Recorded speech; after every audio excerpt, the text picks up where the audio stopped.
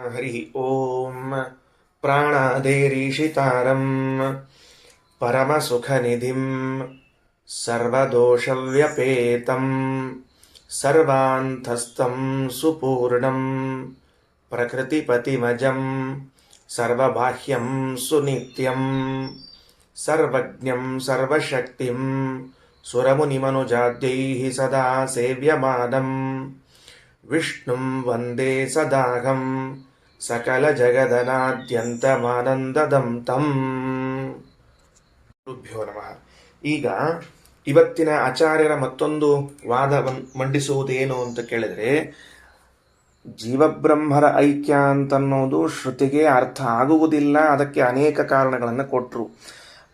ಇಲ್ಲಿಯವರೆಗೆ ಆಚಾರ್ಯರು ವಾದ ಮಾಡಿದ್ದು ಹೇಗಿತ್ತು ಅಂದರೆ, ಹಿಂದಿನ ವಾಕ್ಯಗಳು ಮುಂದಿನ ವಾಕ್ಯಗಳು ಪುರಾಣಾಂತರಗಳು ಎಲ್ಲವನ್ನ ತೆಗೆದು ನೋಡಿದಾಗ ಜೀವಬ್ರಹ್ಮರ ಮಧ್ಯದಲ್ಲಿ ಐಕ್ಯವನ್ನು ಹೇಳಲಿಕ್ಕೆ ಆಗೋದಿಲ್ಲ ಅಂತ ಅನ್ನೋದನ್ನು ತಿಳಿಸಿಕೊಟ್ಟಿದ್ರು. ಈಗ ಏನು ವಾದ ಮಾಡ್ತಿದ್ದಾರೆ ಆಚಾರ್ಯರು ಅಂತಂದರೆ, ಅಲ್ಲಿ ಪ್ರಮಾಣಗಳ ಉದಾಹರಣೆಯಿಂದ ಹೇಳಿ ಆದ ಮೇಲೆ ಈಗೊಂದು ಹೊಸ ರೀತಿಯಿಂದ ಜೀವಬ್ರಹ್ಮರ ಐಕ್ಯವನ್ನು ಹೇಳಬಾರದು ಶಾಸ್ತ್ರಕ್ಕೆ ಅಂತ ತಿಳಿಸಿಕೊಡ್ತಾರೆ. ಅಂದರೆ ತಿಳಿಸಿಕೊಡುವ ಕ್ರಮ ಹೊಸದು. ಏನಂತ, ಶಾಸ್ತ್ರವು ಅಹಂ ಬ್ರಹ್ಮಾಸ್ಮಿ ಅಂತ ಹೇಳಿರಲಿ, ತತ್ವಮಸಿ ಅಂತ ತಿಳ್ಕೊಂಡೇ ಹೇಳಿರಲಿ, ಯಾವ ಬೇಕಾದ ಹೇಳಿರಲಿ, ಆದರೆ ಯಾವ ವಾಕ್ಯಗಳಿಂದಲೂ ಕೂಡ ಜೀವಬ್ರಹ್ಮರ ಐಕ್ಯವನ್ನು ಹೇಳಬಾರದು. ಆ ಅರ್ಥ ಇಲ್ಲ. ಯಾಕೆ ಹೇಳಬಾರದು?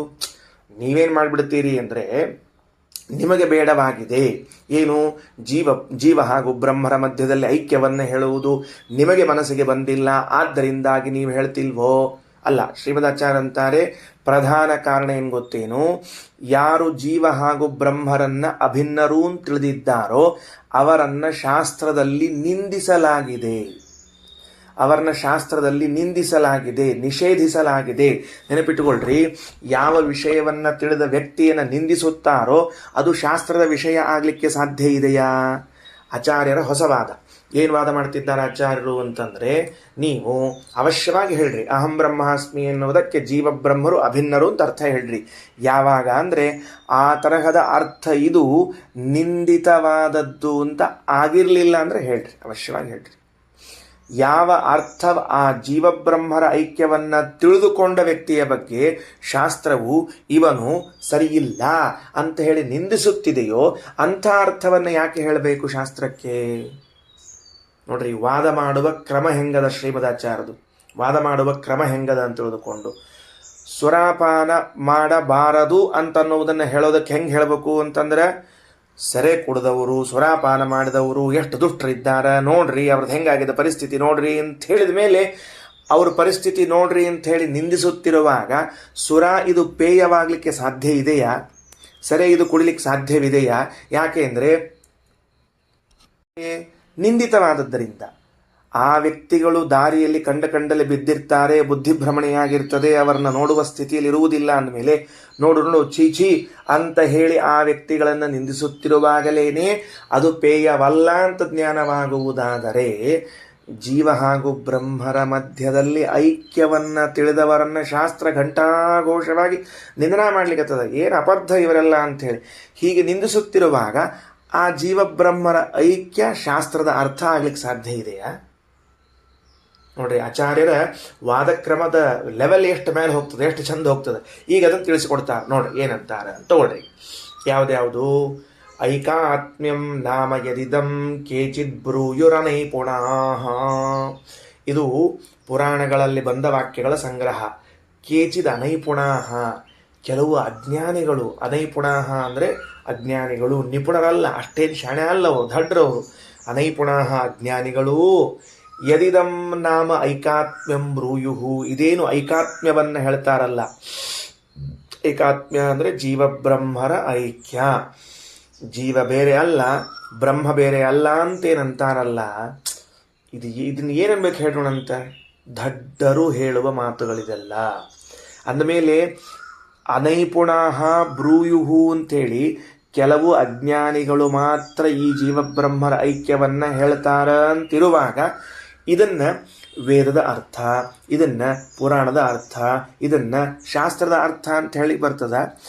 ಯಾವುದು ಅಜ್ಞಾನಿಗಳು ತಿಳಿದುಕೊಂಡದ್ದು ಅಂತ ಹೇಳಿಕತ್ತೀವಿ, ಅದನ್ನು ಸಕಲ ಶಾಸ್ತ್ರಗಳ ಅರ್ಥವಾಗಿ ಹೆಂಗೆ ಹೇಳಿಕ್ಕೆ ಬರ್ತದ್ರಪ್ಪ? ಬರುವುದಿಲ್ಲ. ಯಾರೋ ಕೆಲವು ಪ್ರದೇಶದವರು ಇಂತಿಂಥ ವಸ್ತು ಮಡಿಗೆ ಬರ್ತದೆ, ಇಂತಿಂಥ ವಸ್ತು ನೈವೇದ್ಯಕ್ಕೆ ಬರ್ತದೆ ಅಂತ ತಿಳ್ಕೊಂಡ್ಬಿಟ್ಟಿರ್ತಾರೆ.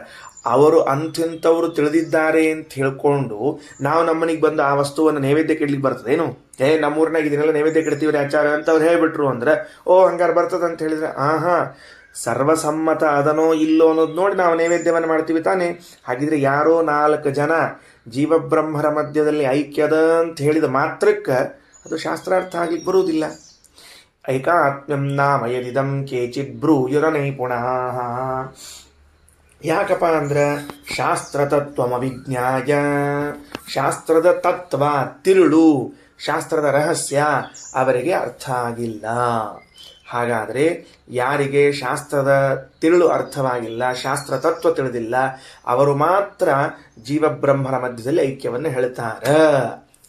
ಹಾಗಿದ್ರೆ ಈ ಪುರಾಣ ವಾಕ್ಯದ ಅಭಿಪ್ರಾಯ ಏನಾಯಿತು ಅಂದರೆ, ಜೀವಬ್ರಹ್ಮರ ಐಕ್ಯವನ್ನು ಹೇಳುವ ಯಾವ ದರ್ಶನವಿದೆಯೋ ಅದು ಶಾಸ್ತ್ರದ ಸರಿಯಾದ ವಿಚಾರವನ್ನು ತಿಳಿದುಕೊಂಡಿಲ್ಲ. ಶಾಸ್ತ್ರತತ್ವಮವಿಜ್ಞಾಯ, ಶಾಸ್ತ್ರತತ್ವವನ್ನು ತಿಳಿಯದೆ.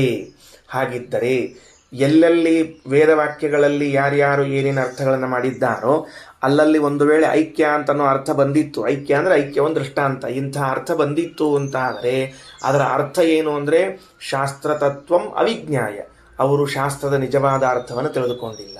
ಯಾಕೆ ತಿಳ್ಕೊಂಡಿಲ್ಲ ಅಂದರೆ ತಥಾವಾದ ಬಲ ಜನಾಃ, ಆ ತರಹದ ವಾದ ಅದೇನಾಗ್ಯದ, ಅದೇ ಅವರಿಗೆ ಬಲ, ಅವ್ರಿಗೊಂದು ಬಲ ಅದ. ಆ ಬಲ ಇದ್ದದ್ದಕ್ಕಾಗಿ ಅವರು ಶಾಸ್ತ್ರದ ಅರ್ಥವನ್ನು ಸರಿಯಾಗಿ ತಿಳಿಯದೆ ತಪ್ಪು ಅರ್ಥವನ್ನು ಹೇಳಲಿಕ್ಕೆ ಪ್ರಾರಂಭ ಮಾಡಿದ್ದಾರೆ. ಇದನ್ನು ರಘುತ್ತಮ ಸ್ವಾಮಿಗಳವರು ಎಷ್ಟು ಚಂದ ವ್ಯಾಖ್ಯಾನ ಮಾಡ್ತಾರೆ ಅಂದರೆ, ನಿಜವಾಗ್ಲೂ ತಥಾವಾದ ಬಲ ಜನಾಃ ಅನ್ನೋದಕ್ಕೆ ರಘುತ್ತಮ ಸ್ವಾಮಿಗಳು ಕೊಟ್ಟ ವಿವರಣೆ ಬಹಳ ಸೊಗಸಾಗಿದೆ. ಏನಾಯಿತು ವಿಚಾರ ಮಾಡ್ರಿ. ರಘುತ್ತಮ ಸ್ವಾಮಿಗಳಂತಾರೆ, ಅಹಂ ಬ್ರಹ್ಮ ಅಸ್ಮಿ ಅಂತ ವಾಕ್ಯ ಇದೆ. ಈ ವಾಕ್ಯವನ್ನು ಎತ್ತಿಕೊಳ್ಳ್ರಿ ಕೈಯಲ್ಲಿ. ಅಹಂ ಬ್ರಹ್ಮ ಅಸ್ಮಿ ಅಂದರೆ ನಾನು ಬ್ರಹ್ಮನು ಆಗಿದ್ದೇನೆ. ಇಲ್ಲೇನಾಯಿತು ಅಂದರೆ ನಾನು ಪ್ರಥಮಾವಿಭಕ್ತಿ ಏಕವಚನ, ಬ್ರಹ್ಮನು ಪ್ರಥಮಾವಿಭಕ್ತಿ ಏಕವಚನ, ಅಸ್ಮಿ ಉತ್ತಮ ಪುರುಷ ಏಕವಚನ. ನಾನು ಬ್ರಹ್ಮನು ಆಗಿದ್ದೇನೆ ಅಂದರೆ ಇಲ್ಲಿ ಎರಡೂ ಕಡೆಗಳಲ್ಲೂ ಕೂಡ ನಾನು ಬ್ರಹ್ಮ ಎಂಬುದು ಸಮಾನವಾದ ವಿಭಕ್ತಿಗಳು. ಈ ಸಮಾನವಾದ ವಿಭಕ್ತಿಗಳು ಇದ್ದದ್ದರಿಂದಾಗಿ ಏನಾಗ್ಯದವರಿಗೆ, ಸಮಾನವಾದ ವಿಭಕ್ತಿಗಳು ಇದ್ದದ್ದರಿಂದಾಗಿ ಅವರಿಗೆ ತಲೆಯಲ್ಲಿ ಅರ್ಥ ಏನು ಬಂದಿದೆ ಅಂದರೆ ಇದು ಐಕ್ಯವನ್ನು ಪ್ರತಿಪಾದನೆ ಮಾಡಲಿಕ್ಕೆ ಹೊರಟಿದೆ ಅಂತ ಬಂದಿದೆ. ಎಲ್ಲಿ ಸಮಾನವಾದ ವಿಭಕ್ತಿಗಳಿರ್ತದೋ ಅಲ್ಲಿ ಐಕ್ಯವನ್ನು ಪ್ರತಿಪಾದನೆ ಮಾಡುವುದು ಅಂತ ಶಾಸ್ತ್ರದಲ್ಲಿ ಉಂಟು, ತಪ್ಪಲ್ಲ, ಅದೇನು ದೋಷ ಅಲ್ಲ. ಹೆಂಗದ? ಉದಾಹರಣೆಗೆ ಸೀತಾಪತಿ ರಾಮಚಂದ್ರ ಅಂತ ಹೇಳಿದರೆ, ಸೀತಾಪತಿ ರಾಮಚಂದ್ರ ಅಂದಾಗ ಸೀತಾಪತಿಯು ಪ್ರಥಮ ವಿಭಕ್ತಿಯಲ್ಲಿರುವಂತಹ ಶಬ್ದ ಏಕವಚನದಲ್ಲಿ, ರಾಮಚಂದ್ರ ಅನ್ನುವುದು ಪ್ರಥಮ ವಿಭಕ್ತಿಯಲ್ಲಿರುವ ಏಕವಚನದಲ್ಲಿರುವ ಶಬ್ದ. ಇವೆರಡರ ಮಧ್ಯದಲ್ಲಿ ಹೀಗೆ ಪ್ರಯೋಗ ಮಾಡಿದಾಗ ಇವರಿಬ್ಬರು ಅಭಿನ್ನರು ಅಂತ ಅರ್ಥ ಬಂತು. ಸೀತಾಪತಿ ರಾಮ ಅಂದರೆ ಸೀತಾಪತಿ ಅಭಿನ್ನ ರಾಮ ಅಂತ ಅರ್ಥವೇ ಹೊರತಾಗಿ ಬೇರೆ ಏನೂ ಅರ್ಥ ಅಲ್ಲ ಅದಕ್ಕೆ. ಕರೆಕ್ಟು. ಅವರೇನು ಮಾಡ್ಕೊಂಡ್ಬಿಟ್ರು, ಇದನ್ನ ತಲೆಯಲ್ಲಿ ಇಟ್ಕೊಂಡ್ಬಿಟ್ರು. ಅವರು ಏನು ತಲೆಯಲ್ಲಿ ಇಟ್ಕೊಂಡ್ಬಿಟ್ರು, ಎಲ್ಲೆಲ್ಲಿ ಸಮಾನವಾದ ವಿಭಕ್ತಿಗಳು ಬಂದಿರ್ತವೋ ಅಲ್ಲಿ ಎರಡರ ಮಧ್ಯದಲ್ಲಿ ಅಭೇದವನ್ನು ಹೇಳಬೇಕು ಅಂತ ಅರ್ಥ ಇಟ್ಕೊಂಡ್ಬಿಟ್ರು. ನಂದಪುತ್ರ ಕೃಷ್ಣ ಅಂತ ಹೇಳಿದಾಗ ನಂದಪುತ್ರ ಅನ್ನೋದು ಪ್ರಥಮ ವಿಭಕ್ತಿಯ ಏಕವಚನದಲ್ಲಿರೋ ಶಬ್ದ, ಕೃಷ್ಣ ಅಂತನ್ನೋದು ಪ್ರಥಮ ವಿಭಕ್ತಿಯಲ್ಲಿರುವಂಥ ಏಕವಚನದಲ್ಲಿದ್ದ ಶಬ್ದ. ಹಾಗಿದ್ರೆ ಅರ್ಥ ಏನು ಬಂತು? ನಂದಪುತ್ರ ಭಿನ್ನ ಕೃಷ್ಣ ಅಂತ ಬಂದ್ಬಿಡ್ತು. ಅವರೇನು ಮಾಡಿ ಇದನ್ನು ಗಟ್ಟಿಟ್ಕೊಂಡ್ಬಿಟ್ರು. ನೋಡ್ರಿ, ಎಲ್ಲಿ ಸಮಾನ ವಿಭಕ್ತಿಗಳಿರ್ತಾವೋ ಅವೆರಡರ ಮಧ್ಯದಲ್ಲಿ ಅಭೇದ ಹೇಳಬೇಕು ಅಂತ ಇಟ್ಕೊಂಡ್ಬಿಟ್ರು. ಇದನ್ನ ಇಟ್ಟುಕೊಂಡು ಅಹಂ ಬ್ರಹ್ಮಾಸ್ಮಿ ಅಂತ ಅನ್ನುವಲ್ಲಿ ಏನು ಮಾಡಿಬಿಟ್ರು, ಅಹಂ ಪ್ರಥಮ ವಿಭಕ್ತಿ ಇಲ್ಲದ ಬ್ರಹ್ಮ ಪ್ರಥಮ ವಿಭಕ್ತಿ ಇಲ್ಲದಾದ್ರಿಂದ ನನ್ನಿಂದ ಅಭಿನ್ನನಾದವನು ಯಾರು? ಬ್ರಹ್ಮ ಅಂತ ಅಂದ್ಬಿಟ್ರು. ಏನಂತಾರೆ ಭಾವಬೋಧದಲ್ಲಿ ರಘುತ್ತಮ ಸ್ವಾಮಿಗಳು? ತಥಾವಾದ ಅಂದ್ರೆ ಐಕ್ಯವನ್ನು ಪ್ರತಿಪಾದನೆ ಮಾಡುವಂತೆ ಇರುವ ಏಕವಿಭಕ್ತಿ ಮತ್ವಾದಿ ರೂಪವಾದದ್ದು ಯಾವುದೋ ಅದೇ ಬಲ ಅವರಲ್ಲಿ. ನೀವು ಅವರನ್ನು ಕೇಳ್ರಿ, ಹಿಂಗ್ಯಾಕೆ ಅರ್ಥ ಮಾಡಿದ್ರಿ? ಅಲ್ರಿ ನಮಗೇನು ಹಠ ಇದೆಯಾ ಹಂಗೆ ಅರ್ಥ ಮಾಡಬೇಕು ಅಂತ? ನೋಡ್ರಿ ಇಲ್ಲಿ ವಾಕ್ಯ ನೋಡ್ರಿ, ಇದು ಪ್ರಥಮ ವಿಭಕ್ತಿ ಅದು ಪ್ರಥಮ ವಿಭಕ್ತಿ, ಹಿಂಗಿರುವಾಗ ನಾವು ಏನಂತ ಅರ್ಥ ಮಾಡಬೇಕು? ಅದೇ ರೀತಿ ಅರ್ಥವನ್ನು ಮಾಡಬೇಕಲ್ಲ ಅಂದರು. ಇದೇ ನೋಡ್ರಿ ತಪ್ಪಿದ್ದು. ಇದರಿಂದ ಏನಾಯಿತು ಅಂದರೆ ವೇದಗಳನ್ನು ಅವನು ಸರಿಯಾಗಿ ಅರ್ಥ ಮಾಡಿಕೊಂಡಿಲ್ಲ ಅನ್ನೋದು ತಿಳಿದು ಬಂತು. ನಿಮ್ಮ ಮನಸ್ಸಿಗೆ ಬಂತು ಅಂತ ಹಂಗೆ ಅರ್ಥವಾದೇನ್ರಿ ಸರ ಎಲ್ಲರ? ಯಾಕೆ ಏನಾಯಿತು ಅಂದರೆ ಅದಕ್ಕೆ ಇನ್ನೊಂದು ಪ್ರಯೋಗವನ್ನು ತೋರಿಸೋಣ ಅಂತ. ಏನು ತೋರಿಸೋಣ ಅಂತ? ಸಿಂಹೋ ದೇವದತ್ತ ಅಂತ ಒಂದು ಪ್ರಯೋಗವನ್ನು ತೋರಿಸ್ತೀನಿ. ಏನು ತೋರಿಸ್ತೀನಿ? ಸಿಂಹೋ ದೇವದತ್ತ ಅಗ್ನಿರ್ಮಾಣವಕ ಅಂತ ಪ್ರಯೋಗ ತೋರಿಸಿದೆ. ಇಲ್ಲೇನದ? ಅಗ್ನಿ ಮಾಣವಕ ಅಂತನ್ನುವಲ್ಲಿ ಅಗ್ನಿ ಶಬ್ದವು ಪ್ರಥಮಾ ವಿಭಕ್ತಿಯಲ್ಲದ, ಮಾಣವಕ ಅನ್ನೋ ಶಬ್ದವು ಪ್ರಥಮಾ ವಿಭಕ್ತಿಯಲ್ಲದ. ಮಾಣವಕ ಅಂದ್ರೇನು? ಬ್ರಹ್ಮಚಾರಿ. ಅಗ್ನಿ ಅಂದರೆ ಅಗ್ನಿಯು. ಅಗ್ನಿರ್ಮಾಣವಕ ಅಂದ್ರೆ ಅಗ್ನಿ ಅಭಿನ್ನ ಮಾಣವಕ ಅಂತ ಅರ್ಥ ಅಲ್ಲ ಅದಕ್ಕೆ. ಸಿಂಹೋ ದೇವದತ್ತ ಅಂದ್ರೆ ಸಿಂಹ ಶಬ್ದ ಪ್ರಥಮಾ ವಿಭಕ್ತಿ ಇಲ್ಲದ ಮತ್ತು ದೇವದತ್ತ ಶಬ್ದ ಪ್ರಥಮಾ ವಿಭಕ್ತಿ ಇಲ್ಲದ ಅಂತ ತಿಳ್ಕೊಂಡು ಸಮಾನ ವಿಭಕ್ತಿಗಳಿದ್ದದ್ದರಿಂದ ಸಿಂಹಾಭಿನ್ನ ದೇವದತ್ತ ಅಂತ ಅರ್ಥ ಮಾಡಬಾರ್ದು. ಅದಕ್ಕೆ ಯಾರು ಹೆಂಗೆ ಮಾಡ್ತಾರೆ ಹೇಳೋಣ ಅಂತ? ಸಿಂಹಾಭಿನ್ನ ದೇವದತ್ತ, ಅಗ್ನ್ಯಭಿನ್ನ ಮಾಣವಕ ಅಂತ ಹಿಂಗೆ ಅರ್ಥ ಮಾಡ್ತಾರೇನು? ಮಾಡುವುದಿಲ್ಲ. ಹಾಗಾದರೆ ಸಮಾನ ವಿಭಕ್ತಿಗಳಿದ್ರೂ ಕೂಡ ಅಲ್ಲಿ ಆ ಅರ್ಥವನ್ನು ಮಾಡಲಿಲ್ಲ. ಏನು ಮಾಡಿದ್ರು ಅಂತ ಕೇಳಿದ್ರೆ ಸಿಂಹ ಸದೃಶ ದೇವದತ್ತ, ಅಗ್ನಿ ಸದೃಶ ದೇವದತ್ತ ಅಂತ ಅರ್ಥ ಮಾಡಿದ್ದಂತೆ. ಮಾಣವಕ ಅಂತ ಅರ್ಥ ಮಾಡಿದ್ದು. ಹಾಗಾದರೆ ಸಮಾನ ವಿಭಕ್ತಿಗಳಲ್ಲಿದ್ದಲ್ಲೂ ಅಭೇದಾರ್ಥ ಒಂದೇ ಹೇಳೋದಲ್ಲ, ಬೇರೆ ಅರ್ಥ ಹೇಳಲಿಕ್ಕೆ ಬರ್ತದೆ. ಏನಾಯ್ತು? ಪ್ರಥಮಾ ವಿಭಕ್ತಿಯಲ್ಲಿ 2 ತರಹದ ಪ್ರಯೋಗಗಳು ಬಂದರೂ ಕೂಡ ವಿವೇಕಿಯಾದವನು ಅರ್ಥೈಸಿಕೊಳ್ಳುವಾಗ ಅರ್ಥೈಸಿಕೊಳ್ಳುವಂತೆ ಎಲ್ಲಿ ಸೀತಾಪತಿ ರಾಮಚಂದ್ರ ಅಂತ ಬಂದಾಗ ಸೀತಾಪತಿ ಅಭಿನ್ನ ರಾಮಚಂದ್ರ ಅಂತ ಅರ್ಥ ಮಾಡಬೇಕು.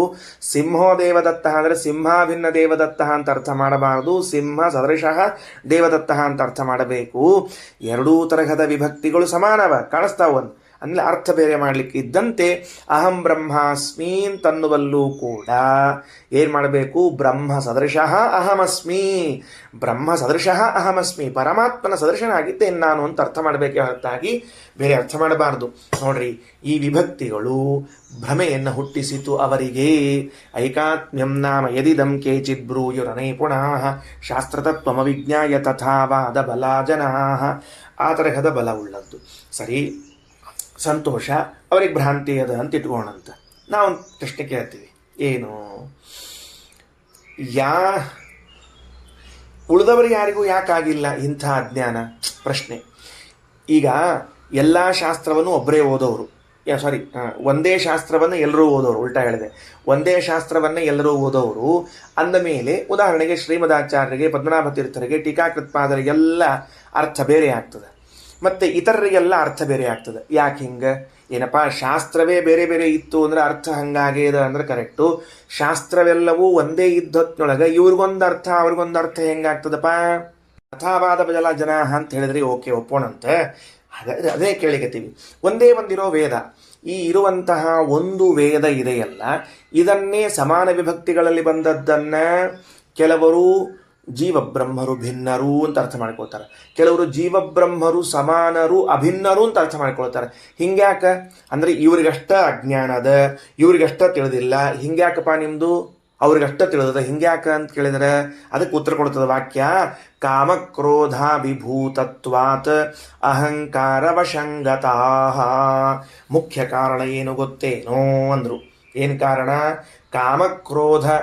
ಕಾಮಕ್ರೋಧಾಭಿಭೂತತ್ವಾತ್.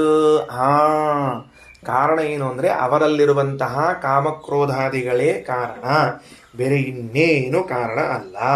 ಅಂದರೆ ಕಾಮ ಕ್ರೋಧ ಅಹಂಕಾರಗಳಿಗೆ ವಶರಾಗಿ ಬಿಟ್ಟು ಹೀಗವರು ಅರ್ಥ ಮಾಡಿಕೊಳ್ಳುತ್ತಾರೆ. ಸರಿಯಾ? ಇಲ್ಲೊಂದು ಪ್ರಶ್ನೆ ಅದ. ಈ ಕಾಮ ಕ್ರೋಧ ಇದೆಲ್ಲ ಸ್ವಲ್ಪ ಸೂಕ್ಷ್ಮದ, 1-2 ನಿಮಿಷ ತೊಗೊಂಡು ತಿಳಿಸೋ ಪ್ರಯತ್ನ ಮಾಡ್ತೀನಿ. ತಿಳಿದ್ರೆ ಸರಿ, ತಿಳಿದೇ ಇದ್ರೂ ಸರಿ. ಏನಾಯ್ತು? ವೇದವನ್ನು ಅರ್ಥ ಮಾಡಿಕೊಳ್ಳುವಾಗ ಕೆಲವರು ಯಾಕೆ ಹಾಗೆ ಅರ್ಥ ಮಾಡಿಕೊಳ್ಳುತ್ತಾರೆ, ಇನ್ನು ಕೆಲವರು ಯಾಕೆ ಸರಿಯಾದ ಅರ್ಥ ಮಾಡಿಕೊಳ್ಳುತ್ತಾರೆ ಅನ್ನೋದಕ್ಕೆ ಸರಿಯಾಗಿ ಅರ್ಥ ಮಾಡಿಕೊಳ್ಳೋರನ್ನ ಪಕ್ಕಕ್ಕಿಟ್ಟು ಅಜ್ಞಾನ ಮಾತ್ರ ಯಾಕೆ ಬಂತು ಇವರಿಗೆ ಅಂದರೆ ಅವರಲ್ಲಿ ಇರುವ ಕಾಮ ಕ್ರೋಧ ಅಹಂಕಾರಗಳು ಸರಿಯಾದ ಅರ್ಥವನ್ನು ಮಾಡಿಕೊಳ್ಳಿಕ್ಕೆ ಬಿಡುತ್ತಾ ಇಲ್ಲ. ವಿಚಿತ್ರ ಅಲ್ವಾ? ಯಾವುದು ವಿಚಿತ್ರ? ಈಗ ನನ್ನಲ್ಲಿ ಕಾಮ ಕ್ರೋಧ ಲೋಭಗಳೆಲ್ಲ ಇವೆ.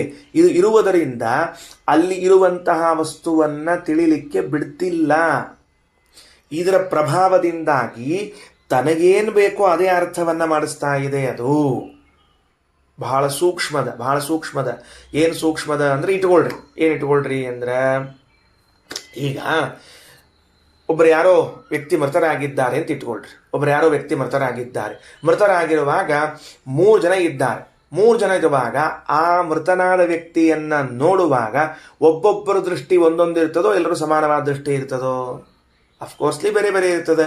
ಮೃತನ ಸಂಬಂಧಿಕರಿಗೆ ನನ್ನ ವಸ್ತು ಹೋತಲ್ಲ ಅಂತ ಇರ್ತದೆ. ಯಾಕಂದ್ರೆ ಅವನಲ್ಲಿ ಆ ವ್ಯಕ್ತಿಯ ಬಗ್ಗೆ ರಾಗ ಅದ. ಹಾಗಾದ್ರೆ ಆ ರಾಗ ಅನ್ನೋದು ಆ ಮೃತನಾದ ವ್ಯಕ್ತಿಯನ್ನು ತಿಳಿದುಕೊಳ್ಳುವಾಗ ಇದು ನನ್ನದು ಅಂತದ. ಅಷ್ಟರಾಗ ಏನಿಲ್ಲ. ಪಾಪ ಎಡಕ್ಕ ಬಲಕಿನ ಮನೆಯವರು ಇರ್ತಾರೆ, ಏನೋ ಒಳ್ಳೆ ವ್ಯಕ್ತಿ ಹೋದ ಅಥವಾ ಕೆಟ್ಟನೇ ಇದ್ದ ಅಂದ್ರೆ ಬಹಳ ಸಂತೋಷ ಆಯ್ತು, ಹೋದ ಇನ್ನಿವತ್ತಿನಿಂದ ಹಾಲು ಪಂಚಾಮೃತ ಮಾಡ್ಕೊಂಡು ಕುಡಿಯೋದು ಅಂತ. ಸತ್ತ ವ್ಯಕ್ತಿ ಒಬ್ಬನೇ, ಮೃತನಾದವನು ಒಬ್ಬನೇ. ಆದರೆ ಇವನಲ್ಲಿರುವ ಕಾಮಕ್ರೋಧಾದಿಗಳಿಂದ ಆ ನೋಡುವ ದೃಷ್ಟಿ ಬದಲಾಗ್ತಾ ಇದೆ. ಅಕಸ್ಮಾತ್ ಹೆಂಡತಿ ಹೋಗಿದ್ರೆ ಗಂಡನಿಗೆ ಅಯ್ಯೋ ನನ್ನ ಹೆಂಡತಿ ಹೋದ್ಲಲ್ಲ ಅಂತ ದುಃಖ ಆಗ್ತದೆ. ಮಕ್ಕಳಿಗೆ ನನ್ನ ತಾಯಿ ಹೋದಲ್ಲ ಅಂತ ದುಃಖ ಆಗ್ತದೆ. ಹಾಗಾದ್ರೆ ಆ ಒಂದೇ ವ್ಯಕ್ತಿಯ ಮೃತನಾಗಿದ್ದರೂ ಇವರಲ್ಲಿರುವ ಭಾವನೆಗಳಿಂದ ಅಲ್ಲಿ ವಿಷಯಗಳಲ್ಲಿ ವ್ಯತ್ಯಾಸ ಆಗುವಂತೆ ಶಾಸ್ತ್ರ ಒಂದೇ ಇದ್ರೂ ಕೂಡ ಅಹಂಕಾರ, ಕಾಮ, ಕ್ರೋಧಗಳಿದ್ದರಿಂದ ಏನಾಗ್ತದೆ? ತತ್ವಮಸಿ, ಅಹಂ ಬ್ರಹ್ಮಾಸ್ಮಿ ಇತ್ಯಾದಿ ವಾಕ್ಯಗಳು ಬಂದಾಗ ಅವರಿಗೆ ಅಹಂ ಬ್ರಹ್ಮಾಸ್ಮಿ, ಅಹಂ ಬ್ರಹ್ಮ ಎಂಬುದು ಸಮಾನ ವಿಭಕ್ತಿಯಲ್ಲಿ ಇದ್ರೂ ಕೂಡ ಸಿಂಹೋ ದೇವದತ್ತ ಎಂಬುವಂತೆ ಸಿಂಹ ಸದೃಶನಾದವನು ದೇವದತ್ತ ಅಂತ ಅರ್ಥ ಮಾಡದೇ ಸೀತಾಪತಿ ರಾಮಚಂದ್ರ ಅಂತನ್ನುವಲ್ಲಿ ಹೆಂಗೆ ಸೀತಾಪತ್ಯ ಭಿನ್ನ ರಾಮ ಅಂತ ಅರ್ಥ ಬರ್ತದೋ ಆ ರೀತಿ ಅರ್ಥ ಮಾಡಬೇಕು ಅಂತ ಬುದ್ಧಿವಂತು. ಕಾರಣ ಆ ಬುದ್ಧಿ ಪ್ರಚೋದಕವಾದದ್ದು ಒಳಗಡೆಗೆ ಇರುವಂತಹ ಅಹಂಕಾರ, ಕಾಮ, ಕ್ರೋಧಗಳು, ಬೇರೆ ಏನಿಲ್ಲ. ಈಗ ಅರ್ಥ ಮಾಡಿಕೊಳ್ಬೇಕು, ಶಾಸ್ತ್ರ ಓದುವ ಕಾಲದಲ್ಲಿ ನಮ್ಮ ಕಾಮಕ್ರೋಧ ಅಹಂಕಾರಗಳನ್ನು ಹೊರಗಿಟ್ಟು ಬಂದು ಅಧ್ಯಯನ ಕೊಡಬೇಕು. ದೇವಸ್ಥಾನಕ್ಕೆ ಹೋದಾಗ ಹೆಂಗೆ ಚಪ್ಪಲಿ ಹೊರಗೆ ಬಿಟ್ಟು ಬಂದು ಕಾಲು ತೊಳ್ಕೊಂಡು ಒಳಗೆ ದೇವಸ್ಥಾನಕ್ಕೆ ಹೋಗ್ತೀವೋ ಹಂಗೆ ಪಾಠಕ್ಕೆ ಕೂಡೋ ಕಾಲಕ್ಕೆ ನಮ್ಮ ತಲೆ ಆಗಿದ್ದ ಕಾಮ, ಕ್ರೋಧ, ಲೋಭ, ಮೋಹ, ದೋಷ ಎಲ್ಲ ಹೊರಗಿಟ್ಟು ಕೂತ್ರೆ ಶಾಸ್ತ್ರದ ಪಂಕ್ತಿಗಳು ಒಳಗೆ ಹೋಗ್ತಾವ. ಇಲ್ಲೇ ಇದ್ರೆ ಅವು ಆ ಕಡೆ ಇವು ಈ ಕಡೆ ಆಗ್ತಾವ. ಏನಾಯ್ತು? ಕಾಮಕ್ರೋಧಾಭಿಭೂತತ್ವಾತ್ ಅಹಂಕಾರ ವಶಂಗತಾ. ಕಾಮ ಕ್ರೋಧಗಳಿಂದ ಅಭಿಭೂತರಾಗಿ ಬಿಟ್ಟಿದ್ದಾರೆ ಅಂದರೆ ವಶರಾಗಿ ಬಿಟ್ಟಾರ. ಕಾಮಕ್ರೋಧಗಳಿಗೆ ವಶರಾಗಿ ಅವರೇನಾಗ್ಬಿಟ್ರು? ಮುಂದೆ ಅಹಂಕಾರಕ್ಕೆ ಒಳಗಾಗ್ಬಿಟ್ರು. ಕಾಮಕ್ರೋಧಗಳಿಂದ ಸೋತುಕೊಂಡು ಅಹಂಕಾರಕ್ಕೆ ವಶರಾಗಿ ಯಾಥಾತತ್ವಂ ಅವಿಜ್ಞಾಯ ಯಾಥಾತಥ್ಯಂ ಅವಿಜ್ಞಾಯ ಶಾಸ್ತ್ರದ ನಿಜವಾದ ಅರ್ಥವನ್ನು ತಿಳಿಯಲಿಲ್ಲ. ಏನಾಯಿತು? ಶಾಸ್ತ್ರದ ನಿಜವಾದ ಅರ್ಥವನ್ನು ತಿಳಿಲಿಲ್ಲ, ಸಹಕಾರಿ ಆಗಲಿಲ್ಲ. ನೋಡ್ರಿ, ಏನು ಸಹಕಾರಿ ಆಗಲಿಲ್ಲ? ನಮ್ಮಲ್ಲಿರುವಂತಹ ಕಾಮಕ್ರೋಧಗಳು ನಮಗೆ ಶಾಸ್ತ್ರದ ಅರ್ಥವನ್ನು ತಿಳ್ಕೊಳ್ಳಿಕ್ಕೆ ಹೆಲ್ಪ್ ಮಾಡಲಿಲ್ಲ. ಹಾಗಾದರೆ ಜ್ಞಾನಭಕ್ತಿ ವೈರಾಗ್ಯಗಳು ಮಾತ್ರ ನಮಗೆ ಶಾಸ್ತ್ರದಲ್ಲಿದ್ದ ಅರ್ಥವನ್ನು ತಿಳ್ಕೊಳ್ಳಿಕ್ಕೆ ಸಹಕಾರಿ ಅಂತ ಆಯಿತು. ಅಹಂಕಾರ ಕಾಮಕ್ರೋಧಗಳು ಅಲ್ಲ ಅಂತ ಆದರೆ ಅದಕ್ಕೆ ಶ್ರೀಮದಾಚಾರ್ಯ ಹೆಜ್ಜೆ ಹೆಜ್ಜೆಗೆ ವಿಷ್ಣು ಭಕ್ತಿ ಮಾಡ್ರಿ ಅಂತ ಯಾಕೆ ಹೆಜ್ಜೆಗೆ ಹೇಳಬೇಕು? ಅಷ್ಟು ನಾವು ಭಕ್ತಿಯನ್ನು ಮಾಡದೆ ಹೋದರೆ ಶಾಸ್ತ್ರ ಸರಿಯಾಗಿ ಅರ್ಥ ಆಗುವುದಿಲ್ಲ. ಕಾರಣ ಕಾಮಕ್ರೋಧಗಳು ಒಳಗೆ ಕೂತ್ಬಿಟ್ಟಾವ, ಅವು ಅಡ್ಡಡ್ಡಡ್ಡ ಬರ್ತಿರ್ತಾವ. ಬಂದು ಅಂದ್ರೆ ಶಾಸ್ತ್ರಾರ್ಥ ನಮಗಾಗೋದಿಲ್ಲ. ಯಾಥಾತಥ್ಯಂ ಅವಿಜ್ಞಾಯ. ನೋಡ್ರಿ, ದ್ವಾಸುಪರ್ಣ ಸೈಜಾ ಸಖಾಯ ಒಂದು ಶ್ರುತಿ ಇದೆಯೋ ಇಲ್ವೋ? ಇಲ್ಲಿ ನೋಡ್ರಿ ನನ್ನ ಕಡೆಗೆ, ದ್ವಾಸುಪರ್ಣ ಸೈಜಾ ಸಖಾಯ ಒಂದು ಶ್ರುತಿ ಇದೆಯೋ ಇಲ್ವೋ? ಸ್ಪಷ್ಟವಾಗಿ ಆ ಶ್ರುತಿಯು ಜೀವಬ್ರಹ್ಮರ ಮಧ್ಯದಲ್ಲಿ ಭೇದವನ್ನೇ ಹೇಳ್ತಾ ಇದೆ. ದ್ವಾಸುಪರ್ಣ 2 ಪಕ್ಷಿಗಳಿವೆ, ಜೀವಬ್ರಹ್ಮರೆಂಬುವಂತಹದ್ದು ಅಂತ ಈ ಶ್ರುತಿ ಅರ್ಥ ನಿಮಗೆ ಗೊತ್ತಿದೆ. ಈ ಶ್ರುತಿಯಲ್ಲಿ ಸ್ಪಷ್ಟವಾಗಿ ಜೀವಬ್ರಹ್ಮರ ಮಧ್ಯದ ಭೇದ ಹೇಳಿಕತ್ತದೆ. ಇದನ್ನು ತಿಳ್ಕೋಬೇಕು ಬೇಡವ? ಜೀವ ಹಾಗೂ ಬ್ರಹ್ಮರಿಬ್ಬರೂ ಭಿನ್ನರಿದ್ದಾರೆ ಅಂತನ್ನುವುದನ್ನ ತಿಳಿದು ಸ್ಪಷ್ಟವಾಗಿ ಅಹಂ ಬ್ರಹ್ಮಾಸ್ಮಿ ಇತ್ಯಾದಿ ವಾಕ್ಯಗಳಿಗೆ ಅರ್ಥ ಮಾಡಿಕೊಳ್ಬೇಕೋ ಬೇಡವೋ? ಅಂದರೆ ಆ ವಾಕ್ಯ ಕಿವಿಗೆ ಬಿದ್ದದವಂಗ. ದ್ವಾಸುಪರ್ಣ ಎಂಬೋ ವಾಕ್ಯ ಕಿವಿಗೆ ಬಿದ್ದದ, ಅಹಂ ಬ್ರಹ್ಮಾಸ್ಮಿ ಎಂಬ ವಾಕ್ಯ ಕಿವಿಗೆ ಬಿದ್ದದ. ಅರ್ಥ ಮಾಡಿಕೊಳ್ಳುವುದರೊಳಗಾಗಿ ಕಾಮಕ್ರೋಧಗಳು ಎಷ್ಟು ಅಡ್ಡ ಬಂದುವು ಅಂತ ಕೇಳಿದ್ರೆ ಇದು ಮರೆಯಾಗ್ಬಿಡ್ತು. ದ್ವಾಸುಪರ್ಣ ಸಯುಜಾ ಸಖಾಯೋ ಹೊರಟೋಗ್ಬಿಡ್ತು. ಏನು ಉಳ್ಕೊಳ್ತು ತನೆಯಲ್ಲಿ? ಅಹಂ ಬ್ರಹ್ಮಾಸ್ಮಿ ಉಳ್ಕೊಂಡ್ಬಿಡ್ತು. ಎಷ್ಟು ಕಷ್ಟ ಇದೆ ನೋಡ್ರಿ, ಎಷ್ಟು ಕಷ್ಟ ಇದೆ. ಅದಕ್ಕೆ ಶಾಸ್ತ್ರಾರ್ಥ ಮಾಡಿಕೊಳ್ಳೋದಕ್ಕೆ ಬಹಳ ಶ್ರಮ ಪಡಬೇಕಾಗ್ತದೆ ಅಂತ ಹೇಳಿತ್ತು. ತಗೊಳ್ರಿ, ಯಾಥಾತಥ್ಯಂ ಅವಿಜ್ಞಾಯ ಶಾಸ್ತ್ರಾಣಾಂ ಶಾಸ್ತ್ರದಸ್ಯವಾಹ. ಅವರು ನಿಜವಾಗ್ಲೂ ಹೇಳಬೇಕು ಅಂದ್ರೆ ಶಾಸ್ತ್ರ ದಸ್ಯವಹ, ಶಾಸ್ತ್ರ ಓದಿದವರು, ಶಾಸ್ತ್ರಕ್ಕೆ ಅರ್ಥ ಮಾಡಿದವರಲ್ಲ ಅವರು, ಶಾಸ್ತ್ರವನ್ನು ಕಳ್ಳತನ ಮಾಡಿದವರು ಅಂತ ಬರೀತಾರೆ. ಏನವರು? ಶಾಸ್ತ್ರವನ್ನು ಕದ್ದವರು. ಯಾಕ್ರಿ ಶಾಸ್ತ್ರವನ್ನು ಕದ್ದವರು ಅಂದರೆ, ಶಾಸ್ತ್ರಕ್ಕೆ ತಪ್ಪು ಅರ್ಥ ಮಾಡಿ ಅದು ಅಪ್ರಮಾಣವೆನಿಸುವಂತೆ ಮಾಡಿದವರು, ಶಾಸ್ತ್ರ ಇಲ್ಲ ಅಂತ ಮಾಡಿದವರು ಎರಡೂ ಒಂದೇ ಅಲ್ವೇ? ಮತ್ತೆ ಶಾಸ್ತ್ರಕ್ಕೆ ತಪ್ಪು ಅರ್ಥ ಮಾಡಿ 10 ಮಂದಿ ಬಂದಿರಂತ ಬಡಿಸ್ಲಿಕ್ಕೆ, ಒಬ್ಬನು ಮೈಲಿಗೆ ಮಾಡಿಸಿ ನಿಲ್ಲಿಸಿಬಿಟ್ರಂತೆ. ಬಡಿಸ್ಲಿಕ್ಕೆ ಎಷ್ಟು ಮಂದಿ ಇದ್ದೀರಿ? 10 ಮಂದಿ ಇದ್ದೀವಿ, ಬರ್ರಿ ಮತ್ತೆ ಅಂದ್ರೆ ಅವ್ನು ದೂರ ನಿಂತಿದ್ದಂತೆ. ನೀ ಯಾಕೆ ದೂರ ನಿಂತೀಯೋ ಅಂದ್ರೆ, ನಾ ಮೈಲಿಗೆ ಆಗೇನ್ರಿ. ಮತ್ತೆ ಬಡಿಸ್ಲಿಕ್ಕೆ ನಿಂತೀಯಲ್ಲ ಅಂದ್ರೆ, ಸಾಲಿನಾಗ ನಿಂತೀನ್ರಿ ಅಷ್ಟೇ. ಸಾಲಿನಲ್ಲಿ ನಿಂತಾನ, ಮೈಲಿಗೆ ಆಗ್ಯಾನ, ಬಡಿಸ್ಲಿಕ್ಕೆ ನಿಂತೀನ್ರಿ ಅಂತ ಹೇಳ್ಯಾನ. ಇದ್ರೂ ಪ್ರಯೋಜನ ಇಲ್ಲವ. ಹಾಗೆ ಶಾಸ್ತ್ರ ಅಯಥಾರ್ಥ ಜ್ಞಾನವನ್ನು ಉಂಟು ಮಾಡಿಕೊಡುವಂತೆ ಮಾಡಿ ನಮ್ಮ ಪಾಲಿಗೆ ಶಾಸ್ತ್ರ ಇಲ್ಲದೇ ಇದ್ದಂತೆ ಮಾಡಿದ್ರಿಂದ ಶಾಸ್ತ್ರ ಕಳ್ಳರವರು ಅಂತ ನಿಂದಿಸ್ತಾ ಇದೆ. ಅಂದಮೇಲೆ ಶ್ರೀಮದಾಚಾರ್ಯ ಅಂತಾರ, ಹಾಗಿದ್ರೆ ಇದು ಹೇಗೆ ಶಾಸ್ತ್ರದ ಅರ್ಥ ಆಗಲಿಕ್ಕೆ ಸಾಧ್ಯ? ಆಗೋದೇ ಇಲ್ಲ. ಇಷ್ಟು ಚಂದ ನಿಂದನೆ ಮಾಡ್ತಾ ಇದೆ ಅದು. ನೋಡ್ರಿ ಮುಂದೆ ಏನಾಯ್ತು? ಶಾಸ್ತ್ರಾಣಂ ಶಾಸ್ತ್ರದಸ್ಯವ, ಬರೇ ಶಾಸ್ತ್ರದಸ್ಯುಗಳಲ್ಲವರು ಬ್ರಹ್ಮಸ್ತೇನಾಹ. ಭಾರಿ ಮಹತ್ವದ್ದು. ಏನಪ್ಪ ಅಂತಂದ್ರೆ, ಬ್ರಹ್ಮಸ್ತೇನಾಹ ದೇವರನ್ನೇ ಕದ್ದು ಬಿಟ್ಟರು. ದೇವರನ್ನೇ ಕದ್ದು ಬಿಟ್ರು. ಯಾಕಂದ್ರೆ ನಾನೇ ದೇವರು ಅಂದ್ರೆ ದೇವರಂತ ಹೊರಟೋಗ್ಬಿಟ್ಟ. ಇಲ್ಲ, ಶಾಸ್ತ್ರದಲ್ಲಿ ದೇವರು ಅಂತ ಒಂದು ವಸ್ತು ಹೇಳ್ಕೋತ ಬಂದಿತ್ತು ಶಾಸ್ತ್ರ. ಇವರೇನು ಮಾಡಿಬಿಟ್ರು? ಅಹಂ ಬ್ರಹ್ಮ ಅಸ್ಮಿ, ನಾ ಬ್ರಹ್ಮ ಇದ್ದೀನಿ. ಅಪ್ಪ ಕರೆಕ್ಟು, ನೀ ಬ್ರಹ್ಮ ಇದ್ದಿ ಅಂತ ಹೇಳೋ ಗಡಿ ಬಿಡಿ ಒಳಗ ಇದ್ದ ದೇವರನ್ನ ಎಲ್ಲೋ ಕಳಿಸಿಬಿಟ್ಟೆಲ್ಲ. ಅವ ಎಲ್ಲಿ ಹೋದ? ನೀ ಬ್ರಹ್ಮ ಅಂತ ಹೇಳ್ಕೊಂಡು ಒಪ್ಕೊಂಡೆ, ಆ ಇದ್ದ ದೇವರು ಎಲ್ಲಿ ಹೋದ? ಶಾಸ್ತ್ರ ದೇವರು ಹೋದ್ನಲ್ಲ. ಹಾಗಾದರೆ ಇದ್ದ ದೇವರನ್ನ ಇಲ್ಲ ಅಂತ ಮಾಡುವುದು, ದೇವರನ್ನ ಕದಿಯುವುದು ಒಂದೇ ಅರ್ಥ, ಬೇರೆ ಏನದ ಮತ್ತಿನ್ನ. ಅದರಿಂದ ಯಾರ್ಯಾರು ಈ ತರಹದ ವಾದವನ್ನು ಮಾಡ್ತಾರೋ ಅವರೆಲ್ಲರೂ ಬ್ರಹ್ಮಸ್ತೇನಾಹ. ಅವರಿಗೆ 2 ವಿಶೇಷಣಗಳು: ಶಾಸ್ತ್ರವನ್ನು ಕದ್ದವರು, ದೇವರನ್ನು ಕದ್ದವರು. ಶಾಸ್ತ್ರವನ್ನು ಕದ್ದವರು, ದೇವರನ್ನು ಕದ್ದವರು. ಅಲ್ರಿ ಹಂಗ್ಯಾಕಾಗ್ತದೆ? ಇಷ್ಟು ಪರಿಯಿಂದ ಕಾಮಕ್ರೋಧಗಳು ಬಂದು ಶಾಸ್ತ್ರವನ್ನು ಕದಿಯುವಂತೆ, ಇಷ್ಟೆಲ್ಲ ಬ್ರಹ್ಮನನ್ನೇ ಭಗವಂತನನ್ನೇ ಕದಿಯುವಂತೆ ಬರುವಂಥದ್ಯಾಕ? ನಿರಾನಂದಾಹ. ಮೊದಲನೇ ಇದ್ದು ಎಷ್ಟು ಚಂದದ ನೋಡ್ರಿ. ಏನದ ಅಂತಂದ್ರೆ, ಆನಂದರಹಿತವಾದದ್ದು ಅಪಕ್ವ ಮನಸಃ ಅಶಿವಾಹ. ಅಮಂಗಳವಾದ ಸ್ವರೂಪವುಳ್ಳವರು. ಅಶಿವ ಅಂದ್ರೆ, ಶಿವ ಅಂದ್ರೆ ಮಂಗಳ, ಅಶಿವ ಅಂದ್ರೆ ಅಮಂಗಳ. ಅಮಂಗಳವಾದ ಹಾಗೂ ಅಪಕ್ವ ಮನಸಃ, ಪಕ್ವವಲ್ಲದ ಮನಸ್ಸಿದ್ದವರು. ಅಂದ್ರೆ ಇವರು ಸ್ವರೂಪ ಹೆಂಗದ ಅಂದ್ರೆ, ಸ್ವರೂಪವೇ ಅಮಂಗಳವಾಗಿರುವಂಥದ್ದು, ಮನಸ್ಸು ಅಪಕ್ವವಾದದ್ದು. ಆನಂದ ಸ್ವರೂಪದಲ್ಲಿಲ್ಲ, ಆನಂದವು ಸ್ವರೂಪದಲ್ಲಿಲ್ಲ. ಒಂದೊಂದೇ ಸ್ಟೆಪ್ ಹೇಳ್ಕೋತ ಹೋಗೋಣಂತ. ಈಗ ಎಕ್ಸ್ ಅನ್ನುವ ಪರ್ಸನ್ ಇದ್ದಾನೆ, ಆ ಎಕ್ಸ್ ಎಂಬುವ ಪರ್ಸನ್ನಿನ ಸ್ವಭಾವ ಹೆಂಗದ, ಸ್ವರೂಪ ಹೆಂಗದ ಅಂದ್ರೆ ಅಮಂಗಳವಾದ ಸ್ವರೂಪ ಅದ, ಆನಂದವೇ ಇಲ್ಲದೇ ಇದ್ದಂಥ ಸ್ವರೂಪ ಅದ. ಮನಸ್ಸು ಇಷ್ಟು ಅಪಕ್ವವಾಗಿ ಬಿಟ್ಟದ ಅಂದ್ರೆ ಭಾರಿ ಅಪಕ್ವವಾಗಿದೆ. ಇದರ ಪರಿಣಾಮದಿಂದಾಗಿ ಕಾಮಕ್ರೋಧಗಳು ಅವುಗಳ ಮೇಲೆ ನಾಟ್ಯವಾಡ್ತಾವ, ಸ್ವರೂಪದ ಮೇಲೆ. ಆ ಕಾಮಕ್ರೋಧಗಳು ಸ್ವರೂಪದ ಮೇಲೆ ನಾಟ್ಯ ಆಡ್ತಾ ಇದ್ದದ್ದರಿಂದ ಶಾಸ್ತ್ರವನ್ನು ಓದಲಿಕ್ಕೆ ಕೂತಾಗ ಯಥಾರ್ಥವಾದ ಜ್ಞಾನ ಆಗ್ಲಿಕ್ಕೆ ಬಿಡ್ತಿಲ್ಲ. ಅಂತತೋಗತ್ವ. ಯಾವ ವ್ಯಕ್ತಿ ಶಾಸ್ತ್ರವನ್ನು ಸರಿಯಾಗಿ ತಿಳಿದುಕೊಳ್ಳುವುದಿಲ್ಲ ಅಂದರೆ ಅವನ ಸ್ವರೂಪ ಪರಮ ಅಮಂಗಳ ಇರ್ತದೋ, ದುಃಖದಿಂದ ಕೂಡಿರ್ತದೋ, ಮನಸ್ಸು ಅತ್ಯಂತ ಅಪಕ್ವದಿಂದ ಕೂಡಿರ್ತದೋ, ಆ ವ್ಯಕ್ತಿ ಮಾತ್ರ ಶಾಸ್ತ್ರವನ್ನು ತಪ್ಪು ತಿಳಿದುಕೊಳ್ಳಬಲ್ಲ.